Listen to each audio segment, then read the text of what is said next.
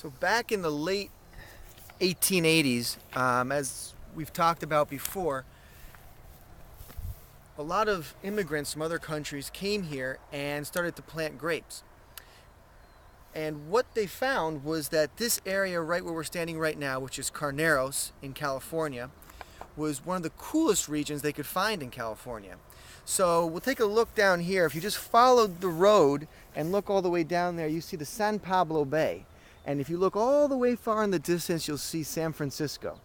And what happens every morning is that fog from that bay comes up through this area, comes up all the way, and it comes into this valley, which we're in Carneros.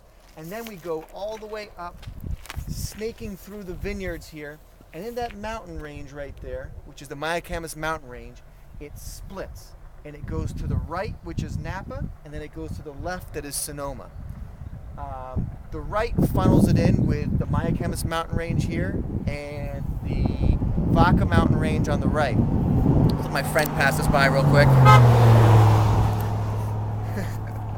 And then what happens is that fog hits the Mayacamas mountain range and then also goes to the left, which is Sonoma, and funnels through Sonoma with the Sonoma mountain range on the west side and the Mayacamas mountain range on the east side. So you have two arms essentially funneling up this fog.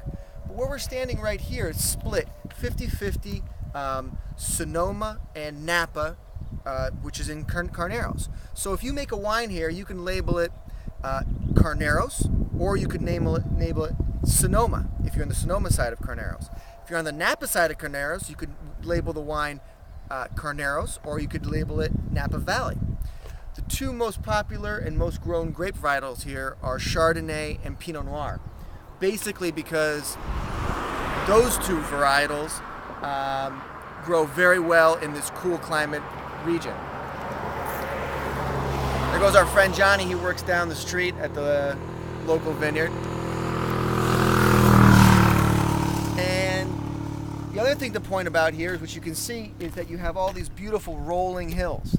And these rolling hills give you great drainage, and you have a very infertile soil here. What that does is it makes the vines have to work really hard. And the water drains down to the bottom. You have a rocky soil. The vines have to work very hard, go deep into the soil to get their water and nutrients. This is a perfect and ideal place for Pinot Noir, Chardonnay, and what those two grapes mostly go into are sparkling wine because it has that wonderful acidity. So as you can see, it's a beautiful sunny day, and that fog that rolls in the morning dissipates, goes out by about noon, and in the evening you have the Pacific Ocean over there. You have the wind that comes in from the Pacific Ocean. Right over those mountains is Pacific Ocean. Those winds come in and they cool down the vines as well, so you have a very long ripening season. It's a special place and a place you should come visit.